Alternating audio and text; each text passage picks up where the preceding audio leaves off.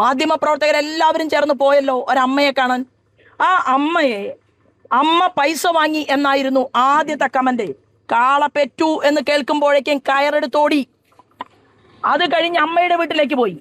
70 വയസ്സ് കഴിഞ്ഞ മകന് മാനസിക അസുഖമുള്ള, ഒരു ജോലി പോലും ചെയ്യാൻ പറ്റാത്ത, ഒരു വരുമാനവും കുടുംബത്തിലില്ലാത്ത ഒരു പാവപ്പെട്ട സാധു സ്ത്രീ അമ്മയെ അവർ തന്നെ പറഞ്ഞു, ഞാൻ ഏത് സ്ഥാനാർത്ഥി വന്നാലും മരുന്നിന് പണം ചോദിക്കുന്ന ഒരാളാണ് എന്ന് അവർ തന്നെ പറഞ്ഞു. പക്ഷെ എന്താ റിപ്പോർട്ട് പുറത്തു വന്നത്? ആ അമ്മയ്ക്ക് പണം നൽകി. ആരാണ് പണം നൽകിയത്? പണം നൽകിയതിന്റെ രേഖ എവിടെയാണ്? ഉണ്ടായില്ല. പക്ഷെ വലിയ രീതിയിൽ നിങ്ങൾ ഒരു കഥ കെട്ടിച്ചമച്ച് അത് കേരളത്തിന്റെ മണ്ണിൽ നിങ്ങൾ പടർത്താൻ ശ്രമിച്ചു. ശോഭാ സുരേന്ദ്രന്റെ സ്റ്റിക്കർ ഒട്ടിച്ച ഒരു ഇന്നോവ കാറല്ല പാലക്കാടിന്റെ മണ്ണിൽ ഓടിക്കൊണ്ടിരിക്കുന്നത്. നിരവധി കാറുകൾ അവിടെ യാത്ര ചെയ്യുന്നുണ്ട്, നിരവധി കാറുകൾ ഓടുന്നുണ്ട്. അത് കഴിഞ്ഞതിന് ശേഷം അമ്മ പറഞ്ഞത് എന്തുകൊണ്ട് നിങ്ങൾ വാർത്തയാക്കിയില്ല? എനിക്ക് പണം തന്നിട്ടില്ല.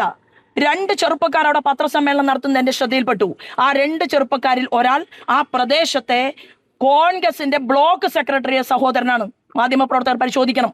അപ്പൊ കോൺഗ്രസിന്റെ ബ്ലോക്ക് സെക്രട്ടറിയുടെ സഹോദരൻ അമ്മയുടെ മകനും ചേർന്നുകൊണ്ട് നടത്തിയ പത്രസമ്മേളനത്തിന്റെ വാർത്തയ്ക്ക് ഒരു പ്രസക്തിയും അവിടെ ഉണ്ടായില്ല.